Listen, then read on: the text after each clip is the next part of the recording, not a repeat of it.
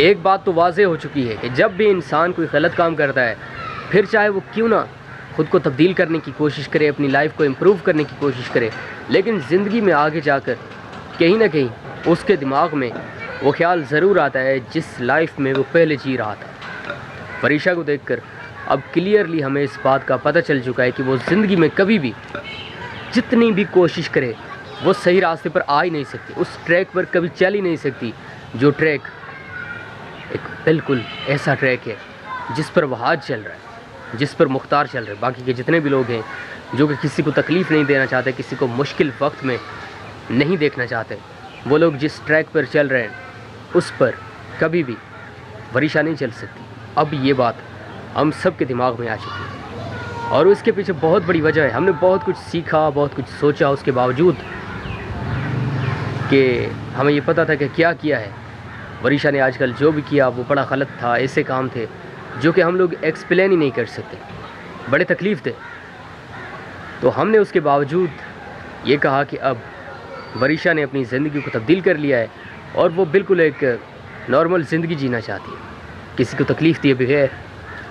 लेकिन अनफॉर्चुनेटली ये कहना पड़ रहा है कि हम गलत थे, हमारी ये जो सोच थी वो गलत थी। वरीशा अभी तक तब्दील नहीं हुई। उसने जो कुछ भी सोचा था वो सिर्फ़ एक टाइम के लिए, अपने आप को सिर्फ बचाने के लिए, उस वक्त जो सिचुएशन चल रही थी, क्योंकि वो बड़ी टफ़ थी, बड़ी ख़राब सिचुएशन चल रही थी, तो वो अपने आप को किस तरह से बचाती, इसलिए ये सब उसे करना पड़ा।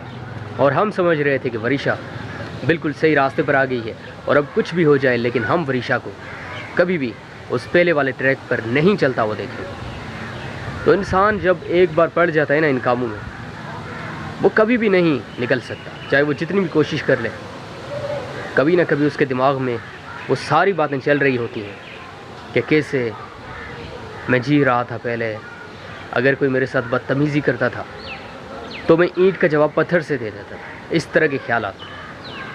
तो बड़ी इंटरेस्टिंग स्टोरी होने चली जा रही है अब, लेकिन मैं समझता हूँ कि सबसे बड़ा अहम रोल है इस पूरी स्टोरी के अंदर, पूरी एपिसोड के अंदर, बल्कि ये जितनी भी एपिसोड्स आजकल चल रही हैं इन सब के अंदर जो बड़ा ही इंटरेस्टिंग रोल है वो किसी और का नहीं, वो दो ऐसे कैरेक्टर्स हैं उनका है।